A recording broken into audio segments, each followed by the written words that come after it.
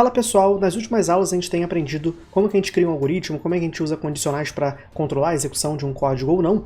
Porém, quando a gente faz um software, geralmente a gente está preocupado com o quê?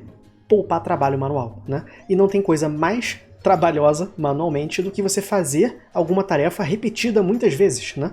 Então a computação ela traz um recurso para poder te ajudar nessas tarefas repetitivas. Por exemplo, se você tivesse que calcular a média de 100 alunos, ia dar muito trabalho. Então tudo que é repetitivo a gente pode automatizar com computação. E sempre que a gente fala em automatizar coisas repetitivas, a gente vai falar de loops, a gente vai falar dessa tecnologia, desse recurso, né, da computação, que é você conseguir repetir um código várias e várias vezes sem eu ter que fazer manualmente para cada um. Então vamos olhar aqui como é que a gente constrói loops em JavaScript.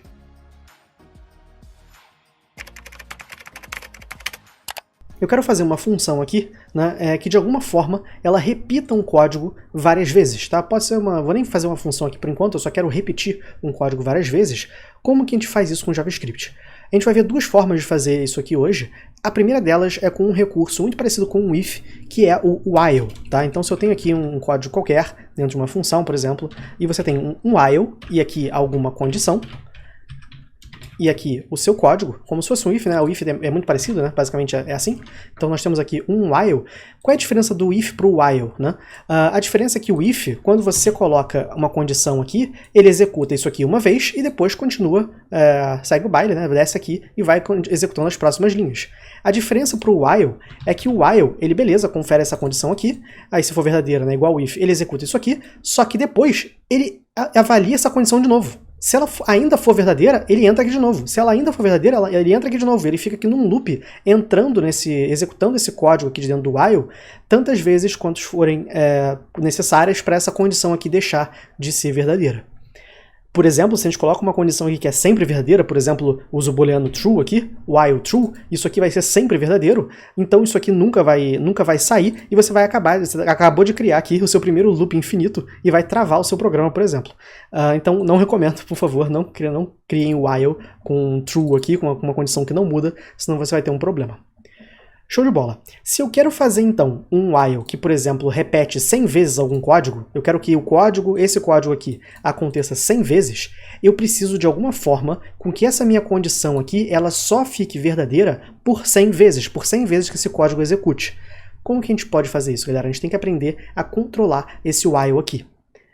Um jeito muito comum de a gente fazer isso é a gente criar alguma variável de controle, uma variável, por exemplo, que conta quantas vezes esse código já aconteceu. Eu posso criar uma variável aqui fora, por exemplo, let contador, que começa com o valor 0, tá? Então o contador recebe 0. E enquanto contador for menor que 100, ele vai executar esse código aqui. Se eu deixar assim, dessa forma, isso aqui também vai virar um loop infinito, porque o contador é 0, enquanto o contador for menor que 100, ele vai executar esse código, então o contador não está sendo alterado, ele vai continuar 0, e ele vai continuar menor que 100, isso aqui vai ficar infinitamente girando. Porém, se aqui dentro do while eu fizer algo como contador vai deixar de ser 0, ele vai ganhar o que tinha nele antes, mais 1. Então, atenção nessa construção aqui. Eu estou falando que contador, que é essa variável que eu criei aqui fora, essa caixinha, ela vai ser atualizada, e repara que eu estou mudando o valor de contador, né? Eu não preciso colocar o let, nem devo colocar o let aqui da frente de novo, tá? O let é só na hora que eu crio a variável. Se eu quero alterar o valor dela, eu boto só direto o nome dela, tá? Contador vai receber agora, em vez de 0 que ele tinha antes, vai receber o que tinha dentro dele. Então, por exemplo, na primeira passada vai ter 0, então ele vai receber 0 mais 1, que é 1, né? Então vai receber 1. Quando rodar isso aqui de novo, agora o contador vai ser 1. Então o contador vai receber 1 mais 1, que é 2. E assim vai até chegar a 100. Isso aqui, galera, é um código que só vai executar 100 vezes, de 0 até igualar a 100. Beleza? Então com isso a gente consegue controlar o nosso while. Vamos fazer um exemplo aqui. Vou fazer aqui uma função. Eu vou dar o nome dela de umbridge. Umbridge vai ser o nome da minha função. E o que ela vai fazer vai ser criar uma string, né, ou criar um texto que repete a frase não devo contar mentiras 100 vezes, por exemplo. Então eu vou começar aqui fazendo essa construção do while para fazer alguma coisa 100 vezes. Eu sempre vou ter essa estruturazinha. Eu vou ter um contador que começa com 0. Eu vou fazer um while que vai até contador menor que 100, enquanto contador menor que 100, e contador recebe contador mais 1. Isso aqui já vai me dar esse código aqui, esse código aqui, repete 100 vezes, certo? Show de bola. O que eu quero agora é montar uma frase que vai ganhar a frase, né? Desculpa, montar uma string, né? Que vai ser a concatenação de 100 vezes a frase não devo contar mentiras. Como é que a gente pode fazer isso? Eu vou criar aqui um texto vazio, uma frase aqui que vai ser vazio, abre e fecha aspas, quando eu faço abre e fecha aspas vazia, uma string vazia, um texto vazio. E aqui dentro eu posso falar, olha, texto, frase agora vai ser tudo que tinha nela antes, mais a frase, um outro texto chamado não devo contar mentiras. E agora eu vou dar um return aqui embaixo nessa frase. Vou dar um return aqui nessa frase.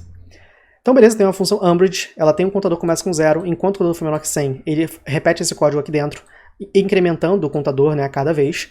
E aí, a cada vez que ele passa aqui, além de incrementar o contador, ele também pega essa frase aqui que estava vazia e concatena no final dela não devo contar mentiras. Então na primeira vez ela está vazia, vai ganhar vazio, mais não devo contar mentiras, vai ficar só não devo contar mentiras. Na próxima vez vai ter não devo contar mentiras aqui nessa frase, né? Vai estar aqui não devo contar mentiras. Ele vai pegar não devo contar mentiras e concatenar com não devo contar mentiras de novo. E assim a gente vai juntando várias frases aqui numa mesma string. E aqui a gente retorna. Vamos executar aqui essa função e rodar. E tá lá o nosso não devo contar mentiras 100 vezes concatenado. Show de bola, pessoal? Uma observação que eu queria fazer com vocês é que essa operação aqui, ó, essa operaçãozinha contador recebe contador mais 1, esse que soma 1 aqui, isso aqui é tão comum na computação que criaram um jeito mais fácil de falar isso, olha, contador recebe contador mais 1, que é simplesmente contador mais mais. Contador mais mais incrementa esse contador de 0 para 1, de 1 para 2, de 2 para 3 e por aí vai. E analogamente, quando você tem sempre essa construçãozinha de frase igual a frase mais alguma coisa, ou seja, o valor vai ser ele mesmo mais alguma coisa, dá pra gente também simplificar isso aqui dessa forma. Isso aí é exatamente igual a frase mais igual não devo contar mentiras. Então, isso aqui, frase igual a frase mais isso aqui, é a mesma coisa que frase mais igual a isso aqui. Então, se a gente rodar esse código, ele deveria funcionar da mesma forma. Beleza. Então já temos aqui uma função que faz alguma coisa 100 vezes, né? No caso aqui ele concatena não devo contar mentiras nessa variável frase, depois retorna. E aí para encerrar, galera, eu queria comentar uma outra forma de fazer loops no JavaScript, além do while. Tá? Vimos aqui o while. E repara o seguinte, eu vou tirar essa lógica aqui desse código, tá? da frase, que é muito específica. Vou tirar aqui essa lógica. Essa aqui é a minha estrutura básica do while, certo? Eu defino uma variável, eu faço uma comparação e depois eu incremento essa variável. Sempre vai ter essa trincazinha, uma trinca. Declara a variável, coloca uma condição, incrementa a variável. Declara, faz a condição, incrementa a variável. E por aí vai. Essa trinca é tão comum que resolveram falar assim, cara, não tem um jeito mais resumido de eu fazer essa trinca aqui numa frase só não? E tem, que é um outro operador além do while, chamado de for. O for, ele funciona dessa forma aqui. Você pega essa sua let contador igual a 0, coloca aqui, ponto e vírgula, coloca essa sua condiçãozinha aqui, ponto e vírgula, e coloca esse seu incrementador aqui. Aí não precisa do ponto e vírgula no final, opcional. Isso aqui, galera, é exatamente essa construçãozinha que a gente fez aqui, de criar variável, botar uma condição no while, incrementar. Você pode fazer tudo isso em vez de while, usar o for, e aí fazer tudo isso numa linha só. É um pouco mais prático, tá? Então podemos vir aqui, tirar todo esse código aqui de cima, e isso continua funcionando. Isso aqui também vai funcionar 100 vezes. Show de bola? Então, pessoal, nessa aula vimos o conceito de loops e como que a gente usa ele para controlar o nosso fluxo, né? Vou fazer o compilado aqui com vocês agora. Na próxima aula, a gente vai ver uma utilidade muito útil de loops, que é utilizar na manipulação de arrays, que é um assunto muito importante na computação. Vamos fazer aqui o compilado, para vocês saírem daqui já conhecendo o que a gente viu nessa aula. Então vimos aqui, né, o conceito do while, que ele recebe alguma condição. Deixa eu trocar aqui minha tela. Então vimos aqui o conceito do while, que ele recebe alguma condição. Se for true, vai dar loop infinito, cuidado. E como que a gente normalmente constrói o while, né? A gente sempre usa essa trinca aqui de contador. Por fim, a gente viu lá essa questão do contador mais mais e como que a gente poderia fazer um gerador de frase e traduzir esse while num for, né? Como é que a gente pode usar o for para simplificar esse while. Então segue aí o compilado no final da aula. Na próxima aula a gente vai para arrays. Valeu, galera. Um abraço.